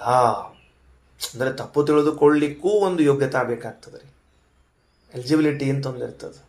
ಸುಮ್ಮನೆ ಆಗೋದಿಲ್ಲ. ನಾವೆಲ್ಲ ತಪ್ಪು ತಿಳ್ಕೊತೀವಿ, ಏನು ತಲೆ ಹೊಡ್ಕೊಂಡ್ರು ತಪ್ಪು ತಿಳ್ಕೊಳಿಕ್ಕಾಗಿಲ್ಲ ನಮ್ಮ ಕಡೆಯಿಂದ. ಯಾಕಂದ್ರೆ ಯೋಗ್ಯತೆ ಇಲ್ಲ ನಮ್ಮದು. ಏನು ಮಾಡ್ಬೇಕಿಲ್ಲ? ತಪ್ಪು ತಿಳಿದುಕೊಳ್ಳುವಿಕೆ ಎನ್ನುವ ಯೋಗ್ಯತೆ ಇಲ್ಲೇ ಇರುವಂಥವ್ರು ನಾವು ದುರದೃಷ್ಟವಂತರು. ಜಗತ್ತಿನಲ್ಲಿ ದುರದೃಷ್ಟವಂತರು. ಎಂಥ ಅದೃಷ್ಟವಂತರು ಅಂದರೆ ಅಮಂಗಳವಾದ ಸ್ವರೂಪದಲ್ಲೇ ಸುಖವಿಲ್ಲ, ಅಪಕ್ವವಾದ ಮನಸ್ಸು. ಇಂಥವರ ಸ್ವರೂಪದ ಮೇಲೆ ಕಾಮಕ್ರೋಧಾದಿಗಳು ತಾಂಡವ ಆಡಿ ಅಹಂ ಬ್ರಹ್ಮ ಅಸ್ಮಿ ಎನ್ನುವಂಥ ವಾಕ್ಯಗಳು ಬಂದರೆ ಸಮಾನ ವಿಭಕ್ತಿಗಳಲ್ಲಿದ್ದದರಿಂದಾಗಿ ಜೀವಬ್ರಹ್ಮರನ್ನ ಅಭಿನ್ನರು ಅಂತ ತಿಳಿದುಕೊಳ್ಬೇಕು ಅಂತ ಹೊರತಾರಲ್ಲ. ಇಂಥ ಶಾಸ್ತ್ರ ಕಳ್ಳರನ್ನ, ಇಂತಹ ಭಗವಂತನ ಕಳ್ಳರನ್ನ ಏನಂತ ಹೇಳೋಣ? ವೈಗುಣ್ಯಮೇವ ಪಶ್ಯಂತಿ ನ ಗುಣಾನಿ ನಿಯುಂಜತೆ. ಮುಂದಿಂದು ಎಲ್ಲೆಲ್ಲಿ ಶಾಸ್ತ್ರ ನೋಡ್ತಾರೋ ಅಲ್ಲಿ ಎಲ್ಲ ಕಡೆಗಳಲ್ಲೂ ಕೂಡ ಏನು ಮಾಡ್ತಾರ ಅಂದ್ರೆ ವೈಗುಣ್ಯಮೇವ ಪಶ್ಯಂತಿ, ದೇವರಲ್ಲಿ ಗುಣ ಇಲ್ಲ, ದೇವರಲ್ಲಿ ಅದು ಇಲ್ಲ, ದೇವರಲ್ಲಿ ಇದು ಇಲ್ಲ. ಕೆಲವರು ಈ ಕಿರಿಕಿರಿ ಮಾಡೋ ಪಾರ್ಟಿ ಅಂತ ಇರ್ತದೆ ನೋಡ್ರಿ, ಏನು ಕೊಟ್ಟರು ಅದಿಲ್ಲ ಇದಿಲ್ಲ, ಇದಿಲ್ಲ ಅದಿಲ್ಲ ಅಂತಿರ್ತಾರೆ. ಎಲ್ಲ ಚಲೋ ಊಟಕ್ಕೆ ಹಾಕ್ರಿ, ಎಲ್ಲ ಮಾಡ್ರಿ, ಕೊನೆಗೆ ಹೋಗೋ ಕಾಲಕ್ಕೆ ಎಲ್ಲ ಬರೋಬ್ಬರಿ, ಅಕ್ಷಂತೆ ಒಂಚೂರು ನೀರಾಗಿತ್ತು ನೋಡ್ರಿ ಅಂತ ಹೇಳಿ ಹೋಗ್ತಾರೆ. ಎಲ್ಲ ಬರೋಬ್ಬರಿ, ಎಲ್ಲ ಚಲೋ ಇತ್ರಿ, ಹುಳಿಗಿಳಿ ಎಲ್ಲ ಚಲೋ ಆಗಿತ್ತು, ಮತ್ತು ಇನ್ನೇನು ಅಕ್ಷಂತೆ ಒಂಚೂರು ನೀರಾಗಿತ್ತು ಅಂತ. ಈ ಕಿರಿಕಿರಿ ಮಾಡೋ ಪಾರ್ಟಿ ಅಂತ. ಹಂಗೆ ತಮ್ಮಲ್ಲಿದ್ದ ದೋಷಗಳನ್ನೆಲ್ಲ ಇಟ್ಟುಕೊಂಡು ಅವ್ರೇನು ಮಾಡ್ತಾರಂದ್ರೆ ಏನು ನೋಡಿದ್ರು ವೈಗುಣ್ಯವೇ ಪಶ್ಯಂತಿ, ದೇವರಲ್ಲಿ ಒಂದು ಇದಿಲ್ಲ, ಒಂದದಿಲ್ಲ, ಒಂದದಿಲ್ಲ ಒಂದಿದಿಲ್ಲ ನೋಡ್ಕೊಂಡು ಹೋಗ್ತಾರೆ. ವೈಗುಣ್ಯಮೇವ ಪಶ್ಯಂತಿ ನ ಗುಣ ನಿಯುಂಜತೆ. ಎಲ್ಲೆಲ್ಲೂ ಗುಣಗಳವ ಅಂತನ್ನೋದನ್ನು ತಿಳಿದುಕೊಳ್ಳುವುದಿಲ್ಲ, ಭಗವಂತನಲ್ಲಿ ಗುಣಗಳವ ಅಂತನ್ನೋದನ್ನು ನೋಡುವುದೇ ಇಲ್ಲ. ತೇಷಾಂ ಅವರಿಗೇನು ತಮಶರೀರಾಣಂ ತಮಗೇವ ಪರಾಯಣಂ. ಅವರಿಗೆ ತಮಶರೀರಣಂ, ಶರೀರ ಏನಾಗ್ಯದ ತಮಸ್ಸಿನಿಂದ ಆಗ್ಯದ. ನೋಡ್ರಿ ಎಷ್ಟೆಷ್ಟು ಸೂಕ್ಷ್ಮಾಂಶವನ್ನು ಶ್ರೀಮದಾಚಾರ್ಯ ಹೇಳ್ತಾರೆ. ಅವರ ಶರೀರವು ತಮಶರೀರ ಅಂದರೆ ತಮೋಗುಣ ಪ್ರಚುರದಿಂದ ನಿರ್ಮಾಣವಾದ ಶರೀರ. ಸ್ವರೂಪನೂ ಹಂಗೆ ಅದ, ದೇಹನೂ ಹಂಗೆ ಅದ. ತಮಶರೀರಾಣಂ ತಮಗೇವ ಪರಾಯಣಂ. ಅವರಿಗೆ ಕೊನೆಗೆ ಶಾಶ್ವತವಾದ ನಿಲ್ದಾಣ ಯಾವುದು ಅಂದರೆ ಅಂಧನ್ ತಮಸ್ಸು. ಲಾಸ್ಟ್ ಸ್ಟಾಪ್ ಯಾವುದ್ರಿಪ್ಪ ಬಸ್ಸಿಂದ ನಿಮ್ಮದು ಅಂತ ಕೇಳ್ತಿರ್ತಾರೆ ನೋಡ್ರಿ. ಬಸ್ಸಿಗೆ ಹತ್ತಿದಾಗ ಕೆಲವರಿಗೆ ಅವರಿಗೆ ಎಲ್ಲಿ ಇಳಿಬೇಕು ಅಂತ ಗೊತ್ತಾಗ್ತಿರಂಗಿಲ್ಲ. ಅದಕ್ಕೆ ಅವ್ರು ಏನು ಕೇಳ್ತಿರ್ತಾರೆ ಅಂದ್ರೆ ಲಾಸ್ಟ್ ಸ್ಟಾಪ್ ಯಾವುದ್ರಿಪ್ಪ ಬಸ್ಸಿಂದು ಅಂತ ಕೇಳ್ತಿರ್ತಾರೆ. ತಮಗೇವ ಪರಾಯಣಂ, ಅವರಿಗೆ ಅಂಧನ್ ತಮಸ್ಸೆ ಕೊನೆ ನಿಲ್ದಾಣ. ಓಕೆನಾ? ಅದಕ್ಕೆ ಇನ್ನು ಇದಿಷ್ಟು ನಿಂದನ ಅಂದಮೇಲೆ ಐಕ್ಯ ಜ್ಞಾನಿಗಳನ್ನು ಇಷ್ಟು ವಿಧವಾಗಿ ನಿಂದಿಸುತ್ತಿರುವಾಗ ಇದು ಶಾಸ್ತ್ರದ ಅರ್ಥ ಆಗ್ಲಿಕ್ಕೆ ಸಾಧ್ಯ ಇಲ್ಲ. ಒಂದು ವೇಳೆ ಐಕ್ಯವೇ ಶಾಸ್ತ್ರಾರ್ಥವಾಗಿದ್ದಿದ್ರೆ ಅವರಿಗೇನು ಮಾಡಬೇಕಾಗಿತ್ತು? ಪ್ರಶಂಸೆ ಮಾಡಬೇಕಾಗಿತ್ತು. ಎಂಥ ಜ್ಞಾನಿಗಳು ಇವರೆಲ್ಲ ಜೀವಬ್ರಹ್ಮರ ಮಧ್ಯದಲ್ಲಿ ಐಕ್ಯ ತಿಳ್ಕೊಂಡಿದ್ದಾರೆ ಅಂತ ಹೇಳಿ ಅವರಿಗೆ ಶಾಲು ಶಕಲಾತಿಗಳು ಸನ್ಮಾನಗಳು ಹೂವಿನ ಹಾರಗಳು ಬರಬೇಕಾಗಿತ್ತು. ಬರ್ತಿಲ್ಲ, ನಿಂದನೆ ಕೇಳಿಸಿ ಬರ್ತಾ ಇದೆ. ಅಂದ ಮೇಲೆ ಅದು ಶಾಸ್ತ್ರದ ಅರ್ಥವಲ್ಲ. ಎಷ್ಟು ಸುಂದರವಾಗಿ ಶ್ರೀಮದಾಚಾರ್ಯ ನಿರೂಪಣೆಯನ್ನು ಮಾಡ್ತಾರೆ. ಪ್ರಾಯ ಅಂದರೆ 100% ಶ್ರೀಮದಾಚಾರ್ಯ ಅಲ್ಲದೆ ಹೋದರೆ ಮತ್ಯಾರೂ ಕೂಡ ಅದ್ವೈತವಾದವನ್ನು ಇಷ್ಟು ನೈಸಾಗಿ ತಳ್ಳಿ ಹಾಕಲಿಕ್ಕೆ ಸಾಧ್ಯ ಇಲ್ಲ. ಒದರಾಡಬಹುದು, ಚೀರಾಡಬಹುದು, ಬೈದಾಡಬಹುದು, ಅಲ್ಲ ಅಂತಾರೆ ಶ್ರೀಮದಾಚಾರ್ಯ. ಅಹಂ ಬ್ರಹ್ಮಾಸ್ಮಿ ಇರಬಹುದು, ತತ್ವಮಸಿ ಇರಬಹುದು, ಸರ್ವಂ ಖಲ್ವಿದಂ ಬ್ರಹ್ಮ ಇರಬಹುದು. ಇವು ಯಾವ ಶ್ರುತಿಗಳಿಗೂ ನೀವು ಅದ್ವೈತಾರ್ಥವನ್ನು ಮಾಡಬೇಡ್ರಿ, ಮಾಡಲಿಕ್ಕೆ ಬರುವುದಿಲ್ಲ. ಕಾರಣ ಅದ್ವೈತ ಜ್ಞಾನಿಗಳಿಗೆ, ಯಾರು ಆ ತರಹದ ಜ್ಞಾನವನ್ನು ಮಾಡಿಕೊಂಡಿದ್ದಾರೋ ಅವರನ್ನು ಅಂಧನ್ ತಮಸ್ಸಿಗೆ ಹೋಗುತ್ತೀರಿ, ಶಾಸ್ತ್ರವನ್ನು ಕದ್ದವರು, ಭಗವಂತನನ್ನು ಕದ್ದವರು ಅಂತ ಹೇಳಿ ನಿಂದಿಸುತ್ತಿರುವಾಗ ಆ ಅರ್ಥವು ಶಾಸ್ತ್ರದ ಅರ್ಥವಲ್ಲ. ಮತ್ತು ಹಾಗಾದ್ರೆ ಪ್ರಶಂಸೆಯನ್ನು ಯಾರಿಗೆ ಮಾಡಿದ್ದಾರೆ? ತಗೊಳ್ರಿ ಮುಂದಿನ ವಾಕ್ಯ. ಅನ್ಯೈಷಸ್ತಥಾನ್ಯೋಹಮಿತಿ ಜ್ಞಾನಂ ವಿಪಶ್ಚಿತಾಂ ಆಧಿಕ್ಯ ಜ್ಞಾನಮೇಷಸ್ಯ ಯತೋನ್ಯತ್ವೇನ ಯುಜ್ಯತೆ.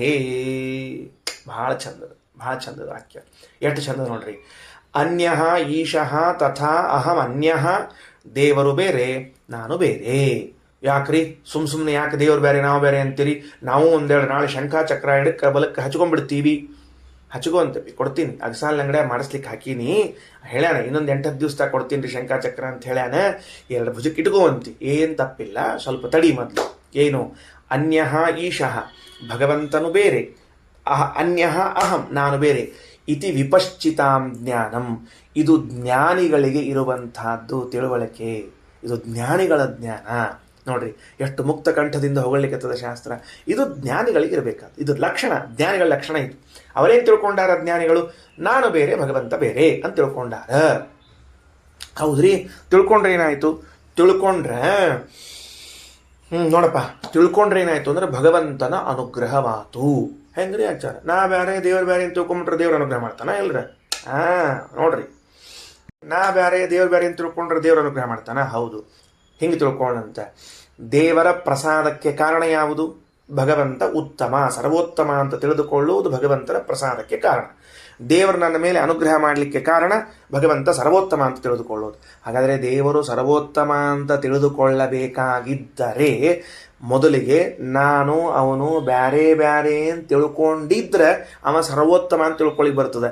ನಾನು ಅವ ಒಂದ ಅಂತ ತಿಳ್ಕೊಂಡಿದ್ರೆ ಸರ್ವೋತ್ತಮ ಅಂತೇಳಿ ತಿಳ್ಕೊಳ್ಳಿಕ್ಕೆ ಚಾನ್ಸೇ ಇಲ್ಲ. ಅಂದಮೇಲೆ ಆ ವಾಕ್ಯ ನೋಡ್ರಿ, ಆಧಿಕ್ಯ ಜ್ಞಾನಂ ಈಶಸ್ಯ ಯಥೋ ಅನ್ಯತ್ವೇನ ಯುಜ್ಯತೆ. ನನ್ನಿಂದ ಅವನು ಬೇರೆ ಅಂತಾದಾಗ ಉತ್ತಮ ಅಂತ ಅನ್ನಬಹುದು. ಹಿಂಗಿಟ್ಕೊಳ್ಳೋಣಂತ ಉಲ್ಟಾ. ಏನು ಉಲ್ಟಾ ತಗೊಳ್ಳೋಣಂತ? ಯಾರೋ ಒಬ್ಬ ವ್ಯಕ್ತಿ ನನಗಿಂತ ನೀಚ ಅಂತ ಹೇಳ್ಬೇಕ, ಅವನ ಮಹಾ ನೀಚ ಅನ್ಬೇಕಾಗಿದೆ. ಯಾವಾಗಂತೀರಿ? ನಿಮ್ಮಿಂದ ಅವನು ಭಿನ್ನರಿದ್ದಾಗಂತೀರೋ, ನಿಮ್ಮಿಂದ ಅವನು ಅಭಿನ್ನರಿದ್ದಾಗಂತೀರೋ? ನಮ್ಮಿಂದ ಅವನು ಅಭಿನ್ನರಿದ್ದಾಗ ಅವನು ಮಹಾ ನೀಚ ಅಲ್ಲಿ ಬರುವುದಿಲ್ಲ. ಯಾಕೆ ಅಂದರೆ ಆ ನೀಚತ್ವ ನಮಗೇ ಬಂದಂತೆ. ಹೌದೋ ಇಲ್ಲ? ನಮ್ಮಿಂದ ಒಬ್ಬ ಅಭಿನ್ನನಾಗಿದ್ದವ ಇದ್ದಾನಂತ ಇಟ್ಕೊಳ್ರಿ. ದಡ್ಡ ಅಂದೆ, ಯಾರಿಗದು ದಡ್ತನ? ನನಗೆ. ಮಳ್ಳ ಅಂದೆ, ಯಾರಿಗದು ಮಳ್ಳತನ? ನಮಗ. ಹೌದೋ ಇಲ್ಲೋ? ಅಂದ ಮೇಲೆ ನನ್ನಿಂದ ಅಭಿನ್ನರಾದವರನ್ನ ನಾನು ನೀಚ ದಡ್ಡ ಅಂತ ಕರೀಲಿಕ್ಕೆ ಚಾನ್ಸೇ ಇಲ್ಲ. ಕರೆದ್ರೆ ಏನಾಗ್ತದೆ ಅಂದ್ರೆ ಅದೆಲ್ಲವೂ ನನಗೇ ನಾನು ಹೇಳಿಕೊಂಡಂತೆ, ಬೇರೆ ಇನ್ನೇನಿಲ್ಲೇ ಇಲ್ಲ. ವಾದರಾಜ ಸ್ವಾಮಿಗಳವರು ಯುಕ್ತಿ ಮಲ್ಲಿಕಾದ ಶುದ್ಧಿ ಗುಣಸೌರಭದಲ್ಲಿ ಪ್ರಾರಂಭದಲ್ಲಿ ಒಂದು ಮಾತಂತಾರೆ. ಏನಂತಾರೆ ಗೊತ್ತೇನು? ಈ ಜೀವಬ್ರಹ್ಮರ ಅಭೇದವನ್ನು ಹೇಳುವ ವಾದ ಏನಿದೆಯಲ್ಲ, ಇದು ಎಷ್ಟು ಭಯಾನಕವಿದೆ ಅಂದರೆ, ಜೀವ ಹಾಗೂ ಬ್ರಹ್ಮರಿಬ್ಬರು ಅಭಿನ್ನರ. ಹಾಗಾದರೆ ಲೋಕದಲ್ಲಿ ಕುಂಟ, ಕುರುಡ, ಕಿವುಡ ಅಂತ ಒಂದು ಶಬ್ದ ಇದೆ. ಇದನ್ನು ನಾನು ಆಡಿದೆ ಅಂತ ಇಟ್ಕೊಳ್ರಿ. ಯಾರಿಗೆ ಆಡಿದಂತೆ? ದೇವರಿಗೇನೆ ಆಡಿದಂತೆ. ಹೌದು. ಯಾಕೆ?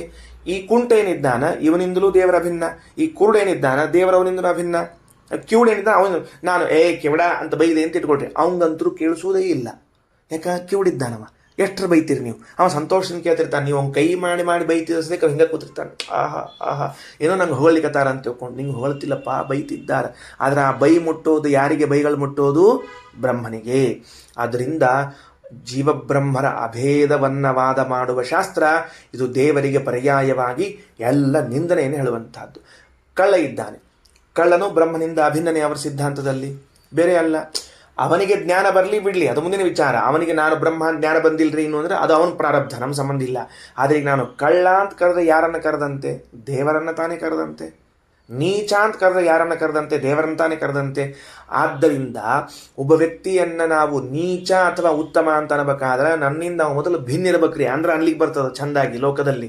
ಹಾಗಾದರೆ ನೀಚತ್ವವನ್ನು ಹೇಳಲಿಕ್ಕೆ ಅವ ಭಿನ್ನ ಆಗಿರ್ಬೇಕಾದ್ರೆ, ಉತ್ತಮತ್ವ ಹೇಳಬೇಕಾದ್ರೂ ಅವ ಏನಾಗಿರ್ಬೇಕು? ಭಿನ್ನನೇ ಆಗಿರಬೇಕಪ್ಪ. ಪ್ರಧಾನ ಪುರುಷ ತಲೆ ಇಟ್ಕೊ ಒಂದು ಸ್ವಲ್ಪ. ಹಾಗಿದ್ದರೆ ಜ್ಞಾನಿಗಳು ನಾನು ಬೇರೆ ಪರಮಾತ್ಮ ಬೇರೆ ಅಂತ ತಿಳಿದುಕೊಂಡದ್ದರಿಂದ ಪರಮಾತ್ಮನನ್ನು ಉತ್ತಮ ಎಂದು ತಿಳಿದುಕೊಳ್ಳಿಕ್ಕೆ ಸಾಧ್ಯ ಆಯಿತು. ಉತ್ತಮ ಎಂದು ತಿಳಿದುಕೊಂಡದ್ದಕ್ಕೆ ಅವನ ಅನುಗ್ರಹವನ್ನು ಪಡೀಲಿಕ್ಕೆ ಸಾಧ್ಯವಾಯಿತು. ಓಕೆ, ಆ ಜ್ಞಾನಿಗಳಿಗೆ ಹಂಗ್ಯಾಕೆ ಜ್ಞಾನ ಬಂತು? ಬಾಪ ಅಣ್ಣ ಅದನ್ನು ಹೇಳ ಮೊದಲು ನೀನು ತಗೊಳ್ರಿ. ಯತಃ ಸ್ವರೂಪತಶ್ಚ ಅನ್ಯಃ ಜಾತಿತಃ ಶ್ರುತಿತಃ ಅರ್ಥತಃ ಕಥಮಸ್ಮಿ ಸಹಿತ್ಯೇವ ಸಂಬಂಧ ಸ್ಯಾದ ಸಂಹಿತಃ. ಇದನ್ನು ಶ್ರೀಮದಾಚಾರ್ಯರು ಮಹಾಭಾರತ ತಾತ್ಪರ್ಯದಲ್ಲೂ ಈ ಶ್ಲೋಕವನ್ನು ತೆಗೆದುಕೊಂಡಿದ್ದಾರೆ. ಪ್ರಥಮಾಧ್ಯಾಯದಲ್ಲಿ ಬಹಳ ಚಂದ ವಿವರಣೆಯನ್ನು ಕೊಡ್ತಾರೆ. ಅಲ್ಲಿ ಸಂಕ್ಷೇಪ ಹೇಳ್ಯಾರ, ವಿವರಣೆ ಕೊಟ್ಟಿದ್ದಾರೆ ನೋಡ್ರಿ. ಅಂದ್ರೆ ಮೂಲ ಶ್ಲೋಕದಲ್ಲಿ ಸಂಗ್ರಹ ಮಾಡಿದಾಗ ವ್ಯಾಖ್ಯಾನಕಾರ ಬಹಳ ಚಂದ ವಿವರಣೆ ಕೊಟ್ಟಿದ್ದಾರೆ. ಒಂದೊಂದು ತಗೊಳ್ರಿ. ಏನು? ದೇವರಿಗೂ ನಮಗೂ ಭೇದ ಇರಲಿಕ್ಕೆ ಫಸ್ಟ್ ಕಾರಣ ಸ್ವರೂಪ ಎರಡು ಒಂದಲ್ಲ. ಕಾರಣ ಜೀವ ಇವನು ಅಣುಸ್ವಭಾವ, ಪರಮಾತ್ಮ ಇವನು ವ್ಯಾಪ್ತ. ಅಣು ಮತ್ತು ವ್ಯಾಪ್ತಗಳು ಒಂದಾಗ್ಲಿಕ್ಕೆ ಸಾಧ್ಯ ಇದೆಯಾ ಎಂದಾದರೂ ಹೇಳೋಣಂತ. ಒಂದು ಅಣುವಾದ ಸ್ವಭಾವವುಳ್ಳಂತಹ ವಸ್ತು, ಇನ್ನೊಂದು ವ್ಯಾಪ್ತವಾದ ಸ್ವಭಾವವಿರುವ ವಸ್ತು. ಇನ್ನು ಸ್ವರೂಪದಿಂದ ನಾವು ಅವರು ಭಿನ್ನರಿದ್ದೇವೆ, ಒಂದಾಗ್ಲಿಕ್ಕೆ ಬರುವುದಿಲ್ಲ. ಈಗ ಲೋಕದಲ್ಲಿ ಒಂದು ದೃಷ್ಟಾಂತ ಕೊಡುವುದಾದರೆ, ಸ್ತ್ರೀ ಪುರುಷರು ಒಂದಾಗ್ತಾರ? ಆಗುವುದಿಲ್ಲ. ಯಾಕೆಂದರೆ ಅವರ ಸ್ವರೂಪವೇ ಬೇರೆ ಇದೆ, ನಮ್ಮ ಸ್ವರೂಪವೇ ಬೇರೆ ಇದೆ. ಬೇಕಾದ್ರೆ ಹಿಂಗೆ ಹೇಳ್ರಿ, ಪುರುಷರು ಒಂದು ಅನ್ರಿ. ಯಾಕಂದ್ರೆ ಅವರ ಸ್ವರೂಪ ಇವ್ರ ಸ್ವರೂಪ ಒಂದು ತರಹ ಕಾಣ್ತದ, ಒಂದ ಅಲ್ಲ. ಲೌಕಿಕ ದೃಷ್ಟಾಂತ ಕೊಟ್ಟಿದ್ದೀನಿ. ಸ್ತ್ರೀ ಬೇರೆ ಪುರುಷ ಬೇರೆ. ಯಾಕೆ ಅಂದರೆ ಇಬ್ಬರ ಸ್ವರೂಪವೂ ಬೇರೆ. ಅದು ಹೌದೋ ಇಲ್ಲೋ?